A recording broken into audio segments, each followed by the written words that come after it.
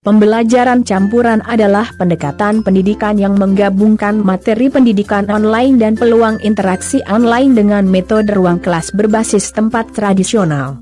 Ini membutuhkan kehadiran fisik baik guru dan siswa, dengan beberapa elemen kontrol siswa atas waktu, tempat, jalur, atau kecepatan. Saat ini program e-learning sedang menjadi perbincangan hangat di dunia pendidikan. Seiring bertambah canggihnya teknologi akan memengaruhi metode pembelajaran dan akan semakin canggih pula.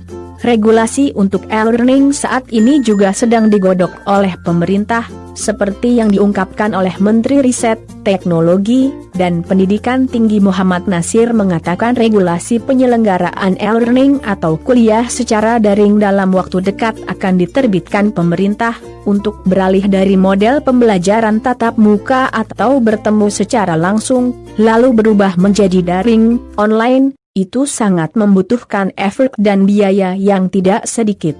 Namun ini bisa dimulai dengan model blended learning. Apa itu blended learning? Model blended learning adalah pada dasarnya merupakan gabungan keunggulan pembelajaran yang dilakukan secara tatap muka dan secara virtual. Menurut Semler, 2005, blended learning combines the best aspects of online learning, structured face-to-face activities, and real-world practice.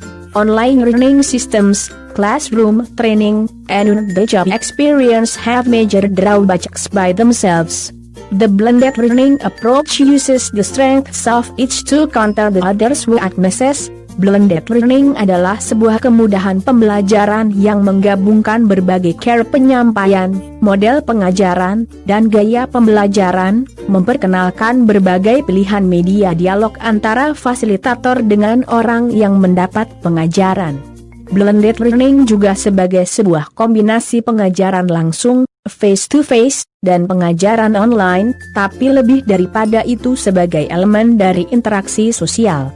Didukung oleh kombinasi efektif dari cara penyampaian, cara mengajar dan gaya pembelajaran yang berbeda serta ditemukan pada komunikasi terbuka di antara seluruh bagian yang terlibat dengan pelatihan.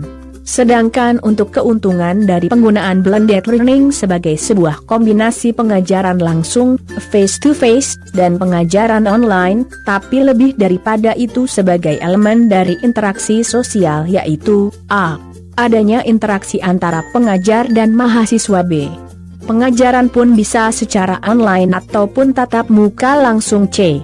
Blended learning sama dengan combining instructional modalities or delivery media. D. Blended learning sama dengan combining instructional methods. Manfaat dari penggunaan e-learning dan juga blended learning dalam dunia pendidikan saat ini adalah e-learning memberikan fleksibilitas dalam memilih waktu dan tempat untuk mengakses pelajaran. Mahasiswa tidak perlu mengadakan perjalanan menuju tempat pelajaran disampaikan. E-learning bisa dilakukan dari mana saja baik yang memiliki akses ke internet ataupun tidak. E-learning memberikan kesempatan bagi mahasiswa secara mandiri memegang kendali atas keberhasilan belajar. Pembelajar bebas menentukan kapan akan mulai, kapan akan menyelesaikan, dan bagian mana dalam satu modul yang ingin dipelajarinya terlebih dulu. Seandainya, setelah diulang masih ada hal yang belum ia pahami, pembelajar bisa menghubungi instruktur, narasumber melalui email, chat atau ikut dialog interaktif pada waktu-waktu tertentu. Bisa juga membaca hasil diskusi di message board yang tersedia di LMS, Learning Management System. Lalu perguruan tinggi seperti apa yang cocok melakukan blended learning? 1. Kesulitan membuat konten e-learning yang menarik. 2. Mempunyai masalah kapasitas dosen dan ruangan. 3. Mahasiswa yang waktunya terbatas, karyawan. 4. Literasi teknologi dosen dan mahasiswa cukup bagus. 5. Mahasiswa dan dosen punya koneksi internet yang reliable. 6. Biaya penyelenggaraan perkuliahan jauh lebih murah. Blended learning memberikan kesempatan yang terbaik untuk belajar dari kelas transisi ke e-learning. Blended learning melibatkan kelas atau tatap muka dan belajar online. Metode ini sangat efektif untuk menambah efisiensi untuk kelas instruksi dan memungkinkan peningkatan diskusi atau meninjau informasi di luar ruang kelas. Di awal tahun 2021, pemerintah berencana mengadakan sekolah tatap muka dengan pembatasan. Guru kali ini mendapat tantangan untuk menerapkan pembelajaran tatap muka hanya dengan separuh dari total siswa yang ada, sementara sisanya masih belajar dari rumah.